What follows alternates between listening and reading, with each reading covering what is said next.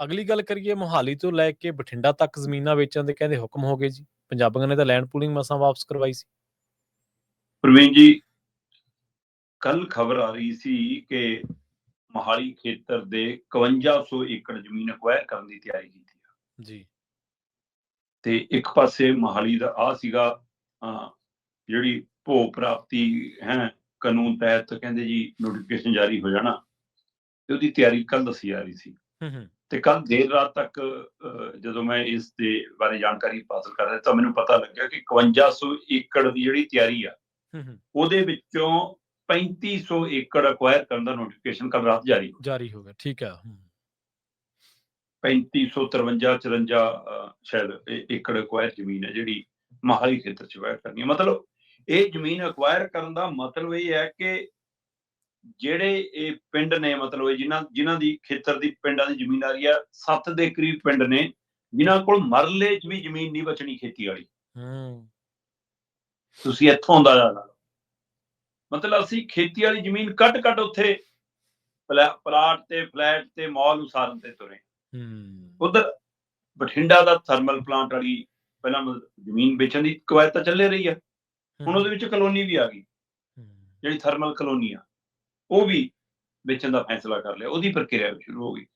ਸੋ ਇਹ ਪ੍ਰਕਿਰਿਆ ਲਗਾਤਾਰ ਜਾਰੀ ਹੈ ਤੇ ਕਹਿਣ ਨੂੰ ਲੈਂਡ ਪੂਲਿੰਗ ਬੰਦ ਵੀ ਹੋ ਗਈ, ਸਾਰਾ ਕੁਝ ਬੰਦ ਹੋ ਗਿਆ, ਪਰ ਮੋਹਾਲੀ ਵਾਲੇ ਖੇਤਰ ਦੇ ਵਿੱਚ ਜਿਵੇਂ ਮਤਲਬ 7 ਪਿੰਡਾਂ ਦੀ ਜ਼ਮੀਨਾਂ ਦੇ ਲਈ 3500 ਪਿੰਡਾਂ ਦੇ ਲਈ ਨੋਟੀਫਿਕੇਸ਼ਨ ਜਾਰੀ ਹੋਇਆ। ਨੋਟੀਫਿਕੇਸ਼ਨ ਜਾਰੀ ਹੁੰਦਿਆਂ ਹੀ ਇਹਨਾਂ ਪਿੰਡਾਂ ਨੂੰ ਹਦਾਇਤ ਹੋ ਗਈ ਕਿ ਇੰਚ ਜ਼ਮੀਨ ਦਾ ਵੀ ਹੁਣ ਸੌਦਾ ਨਹੀਂ ਕਰ ਸਕਦੇ, ਆਪਣੀ ਮਰਜ਼ੀ ਨਾਲ ਵੇਚ ਦੇਖ ਲਓ। ਫਿਰ ਦੱਸੋ ਜੀ ਮਾਲਕੀ ਕਿੱਥੇ ਆ ਤੁਹਾਡੀ?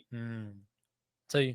ਜੇ ਮਾਲਕ ਹੋ ਕੇ ਮੈਂ ਤੈਅ ਨਹੀਂ ਕਰ ਸਕਦਾ ਕਿ ਮੈਂ ਆਪਣੀ ਜ਼ਮੀਨ ਵੇਚਣੀ ਹੈ ਜਾਂ ਨਹੀਂ ਵੇਚਣੀ, ਜੇ ਵੇਚਣੀ ਹੈ ਤਾਂ ਕਿਹਨੂੰ ਵੇਚਣੀ ਹੈ, ਜੇ ਨਹੀਂ ਵੇਚਣੀ ਤਾਂ ਕਿਉਂ ਨਹੀਂ ਵੇਚਣੀ, ਮਤਲਬ ਤੈਅ ਹੀ ਜੇ ਸਰਕਾਰਾਂ ਨੇ ਕਰਨਾ ਹੈ।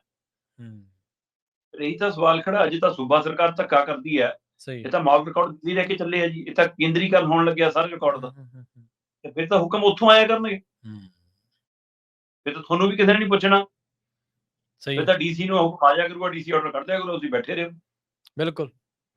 ਸੋ ਇਸ ਲਈ ਇਹ ਸਾਡੀਆਂ ਸਰਕਾਰਾਂ ਕੇਂਦਰੀ ਕਹਾੜੇ ਦੇ ਵਿੱਚ ਹੁਣ ਹੱਥੇ ਦਾ ਕੰਮ ਕਰ ਰਹੀਆਂ ਤੇ ਇਹ ਉਹਨਾਂ ਦੇ ਹੱਥ ਚੁੱਕ ਕੇ ਬਣ ਗਏ ਨੇ ਤੇ ਇਹ ਪੰਜਾਬ ਨੂੰ ਵੱਢਣ ਤੁਰੇ ਨੇ, ਪੰਜਾਬ ਨੂੰ ਮਕਾਉਣ ਤੁਰੇ ਨੇ। ਬਹੁਤ ਵੱਡਾ ਸੰਕਟ ਹੈ ਜਨਾਬ, ਜਿਹੜਾ ਮੋਹਾਲੀ ਤੋਂ ਲੈ ਕੇ ਬਠਿੰਡੇ ਤੱਕ ਦਿਖ ਰਿਹਾ। ਇਕੱਲਾ ਇਹੀ ਨਹੀਂ, ਆਪਾਂ ਲਗਾਤਾਰ ਇਸ ਪਲੇਟਫਾਰਮ ਤੇ ਗੱਲ ਕੀਤੀ ਕਿ ਸ਼ਾਮਲਾਟਾਂ ਇਹਨਾਂ ਦੇ ਨਿਸ਼ਾਨੇ ਤੇ ਨੇ, ਖੇਤੀਬਾੜੀ ਵਾਲੀ ਜ਼ਮੀਨਾਂ ਇਹਨਾਂ ਦੇ ਨਿਸ਼ਾਨੇ ਤੇ ਨੇ, ਪੰਜਾਬ ਯੂਨੀਵਰਸਿਟੀ ਵਾਲੇ ਮਸਲੇ ਦੇ ਉੱਤੇ ਸਰਕਾਰ ਭਗੌੜੀ ਰਹੀ, ਪੰਜਾਬੀ ਯੂਨੀਵਰਸਿਟੀ ਦੇ ਉੱਤੇ ਲੈਂਡ ਮਾਫੀਏ ਦੀ ਨਜ਼ਰ ਆ, ਖੇਤੀਬਾੜੀ ਯੂਨੀਵਰਸਿਟੀ ਦੀ ਜ਼ਮੀਨ ਵੇਚਣ ਦੀ ਤਿਆਰੀ ਆ, ਪਾਵਰਕਾਮ ਦੀਆਂ ਜ਼ਮੀਨਾਂ ਨਿਸ਼ਾਨਦੇਹੀ ਕਰੀ ਬੈਠੇ ਨੇ, ਵੇਚ ਰਹੇ ਨੇ ਲੁਧਿਆਣਾ ਤੋਂ ਲੈ ਕੇ ਪਟਿਆਲਾ ਤੱਕ, ਹੈ ਨਾ, ਬੋਲਦੇ ਹੀ ਨਹੀਂ ਗਏ।